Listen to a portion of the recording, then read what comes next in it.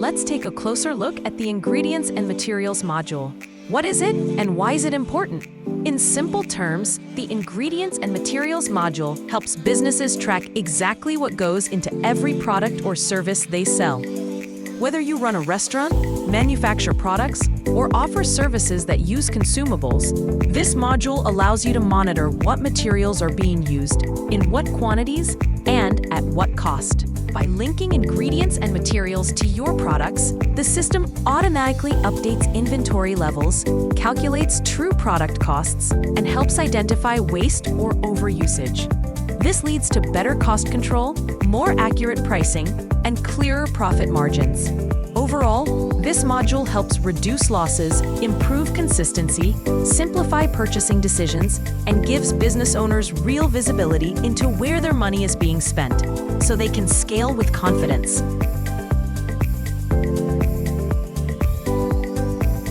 Now, let's walk through a practical example. In this example, I want to track the cups used to serve the soup of the day at a business called Juice House Central. Once this is set up, I'll be able to enter my inventory count for the cups, and each time the soup of the day is sold, the system will automatically deduct 1 cup from inventory. From the dashboard, scroll down and select Ingredients and Materials. This is the section you'll use whenever you want to view how many ingredients or materials are being used, or when you need to update inventory. We're going to create a new material. Select Add Ingredient Material. Since I'm adding a cup, I'll choose Material. Next, I'll enter the name.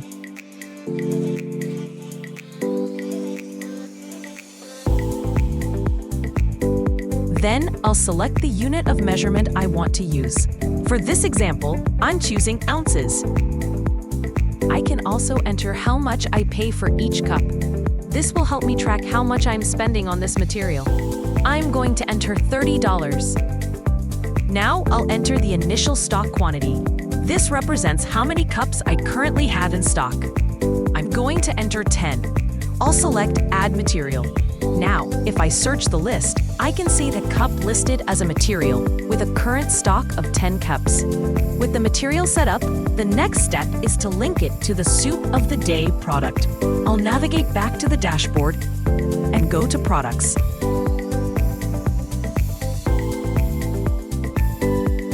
I'll search for Soup of the Day, and once I find it, I'll select it. I go to the Ingredients tab and turn on the option to assign ingredients to this product. Next, I'll select the branch I want this to apply to. Then, I'll choose the cup from the Ingredients and Materials list. In the quantity field, I'll enter 1, since 1 cup is used each time the soup of the day is sold. I also have the option to add additional ingredients or materials if needed.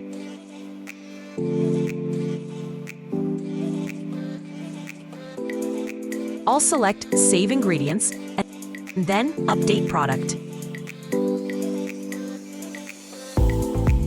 Once a product is using ingredients or materials, you'll notice a new icon on the product thumbnail.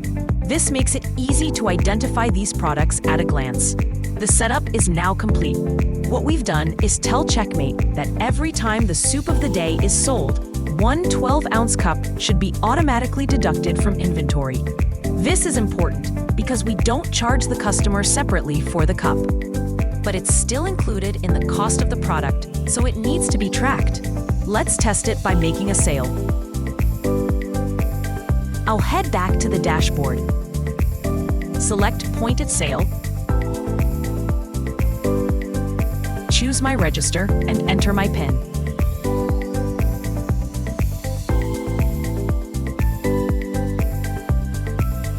Now I'll complete the transaction.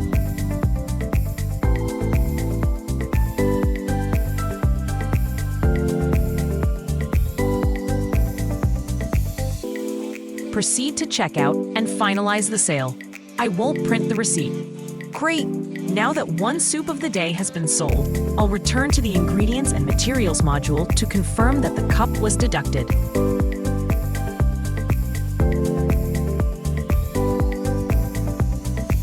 search for the cup in the list. As you can see, I started with 10 cups, and now I have 9. Everything is working exactly as expected. If I select the material name, I can also view the stock movement history. This log shows each time the material was used in a sale. And that's it. Simple, accurate, and extremely powerful.